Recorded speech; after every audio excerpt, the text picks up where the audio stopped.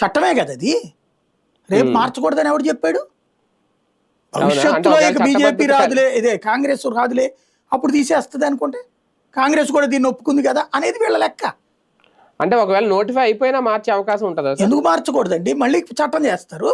మార్చాలనుకుంటే నువ్వు రాష్ట్రానికి కలిసి ఉండాలని చట్టం చేశారు. ఆ రోజున ఇష్టం లేదన్నా సరే బలవంతంగా పెళ్లి చేశారు. తర్వాత బలవంతంగా విడాకులు ఇచ్చారు. నేను వదులురన్నరా బాబో అని ఆంధ్ర వాళ్ళు కొట్టుకున్నా విడదీశారు. అది చట్టమే, ఇది చట్టమే. నువ్వు రాజధాని పెట్టడమో చట్టమే, రాజధాని మార్చడమో చట్టమే. కాకపోతే చెయ్యరులే, అది ఇప్పుడు హామీనే అప్పుడు హామీనే. పాయింట్ ఏంటంటే రాజధానిలో మిగతాది ఏమీ అవసరం లేదండి, డెవలప్మెంట్ కావాలి వాళ్ళకి.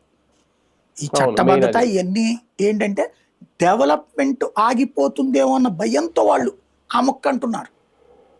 అంతే, రాజధాని మారుస్తాడన్న ఫీలింగ్ ఉంటే డెవలప్మెంట్ ఆగిపోతుందన్న భయం వాళ్ళది.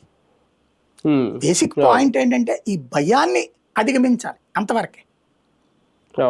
సమస్యల్లా ఎక్కడ వస్తుందంటే డెవలప్మెంట్ జరిగితే ఎవడు మారుస్తాడండి? ఇప్పుడు విశాఖపట్నంలో ఉన్నట్టు గూగుల్ వచ్చి అమరావతిలో పెట్టమంటే పెడతానంటాడా? పో అంటాడు. లేకపోతే ఎవడు టీసీఎస్ వాడు ఇక్కడ పెడతానంటాడా?